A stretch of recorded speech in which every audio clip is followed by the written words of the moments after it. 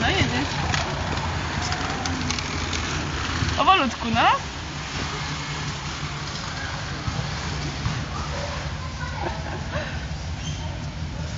Usiądź pupcią, Olek. Gdzie wjechałeś? Wycofujemy. To nie. Cofamy. Usiądź pupcią. No. No i dawaj.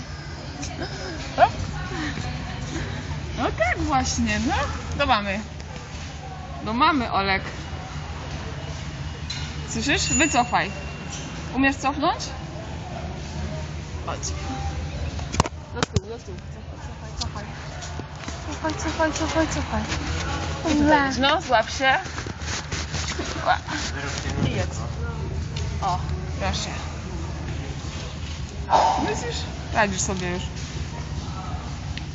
No właśnie tak.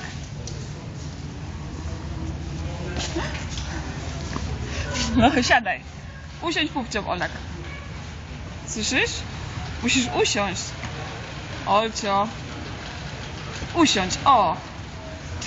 Czekaj. No.